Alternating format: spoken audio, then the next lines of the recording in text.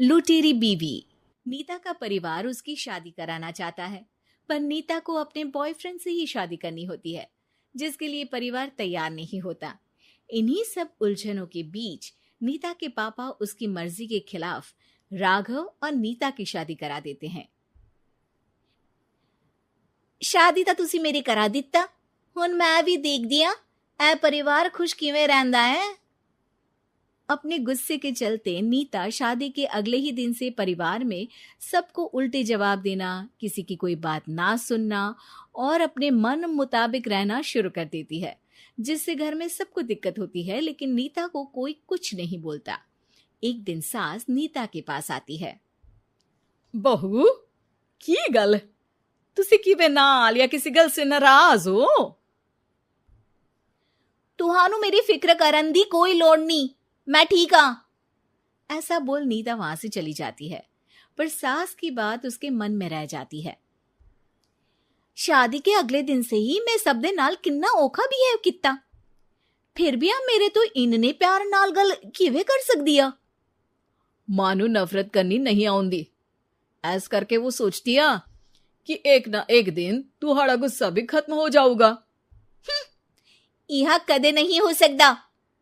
इससे पहले राघव कुछ बोलता, नीता का मोबाइल बजने लगता है, जिस पर राघव वहां से चला जाता है और नीता फोन पर बात करने लगती है।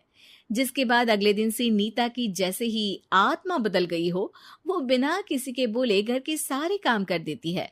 उसकी ऐसी काया पलट देख राघव और उसकी माँ हैरान रह जाते हैं। बहू, तबियत शबियत ता ठीक सी? तबियत छड्डो मां, मैनू लगदा इसदा दिमाग हिल गया। ए तुसी दोनों की गल करी जांदे हो? मैं ठीक आ ते मेरा दिमाग भी। बस आज रियलाइज हो गया कि मैं अपने गुस्से विच कितना प्यारा परिवार ठुकरा रही सी। नीता की बात सुनकर सब बहुत खुश होते हैं और अब नीता सास की सेवा से लेकर पति की हर बात मानने लगती है, जिसकी वजह से कुछ ही समय में घर की सारी भाग दौड़ उसके हाथों में आ जाती है। उसी के साथ सास और राघव भी हर काम के लिए नीता पर ही डिपेंड हो जाते हैं। नीता, मेरा लैपटॉप किथे आ? बहू, मेरी दवाइयां।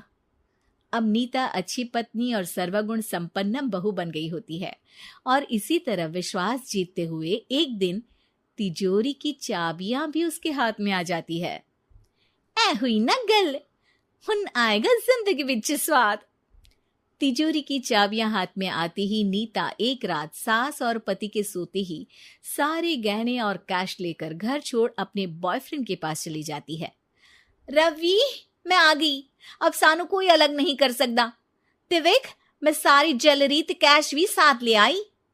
नीता की ये बात सुनकर रवि खुश हो जाता है और वो दोनों साथ रहने लगते हैं, जिसमें नीता पूरा समय काम करती है तो रवि उसके लाए पैसों पर ऐश करता रहता है। मैं तेरे तो प्यार कर दिया, ता करके ससुराल छड़ाई, और एक तू आ जो पैसों दे आगे कुछ भी नहीं देखदा। ओ महारानी, अपने काम तो काम रख, मेरे ते जुबान लड़ान दी जरूरत नहीं, वरना इस घर तो बाहर कर देना है। ऐ मेरा घरा, तेरा ससुराल नहीं, जीवे मन किया रहली, इथे रहन लाई, हाथ चला जुबान नहीं। रवि की बातें सुन नीता के सिर पर जैसे आसमान ही टूट जाता है। एक तेरे करके मैंने अपने मां पियो नाल उस भले चंगे ससुराल नु भी धोखा दिता, ते तू छड्ड परे, मेरी ही गलती आ। जे अखा उत्थे तेरे प्यार दा पर्दा डाल, उस दिन फोन ते तेरी गल्ला विच आ गई। जे नहीं आउंदी ता आज खुशी नाल उथे ही बैठी होनी सी। ए भाषण उन्ना दियो जिससे इसका फर्क पड़े, मेरे कॉल नौटंकी नहीं। रवि वहां से चला जाता है और नीता रोती पछताती वहीं बैठ जाती है। हाय रब्बा, ए मैं की कर दिता, उस घर विच भी वापस नहीं जा सकती। एक ता घर छोड़ा, नाल चोरी भी की, कोई मेहणु माफ नहीं करूंगा। घर कैसे वापस जाए, इसी डर से नीता रवि का घर छोड़ नहीं सकती। इसी तरह दिन बीतते हैं और उन्हीं के साथ हालात बद से बदतर होते जाते हैं। अब रवि पैसों और अपनी मनमानी के लिए नीता के साथ मारपीट भी शुरू कर देता है, जिससे परेशान होकर एक दिन नीता उसे छोड़ अपने ससुराल वापस आ जाती है। जिसे वहां देख राघव गुस्से से लाल हो जाता है। हूं थे की लेना या हमारी जिंदगी के साथ घर ता तो पहले ही बर्बाद कर गई सी। जान दिया, मेरी गलती माफी लायक नहीं। मैं कमली सी उस ढोंगी नु सच्चा प्यार दे इस सच्चे प्यार नु बोझ समझती बैठी। मैनू माफ कर दो। जे मेरी नूर रानी समझ गई आ कि उस तो गलती हुई आ, फिर किस बात का रुसना मनाना। केड़ी नूर रानी? रानी बोलन जोगा इसने केड़े झंडे गाड़ दिए? मां याद कर, तेरे घर बिच चोरी कर बहू ते पत्नी सब रिश्ते तोड़ भाग गई सी। और फिर की मानता रहिया, गलती हो गई सी।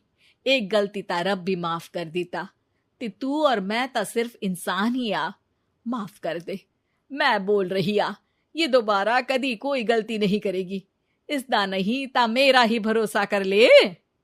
ठीक आ, जिवे तुहानू ठीक लगे, पर इसे बोल दे मेरे कोलो कोई उम्मीद ना रखे। तुसी जीवे कहोगे।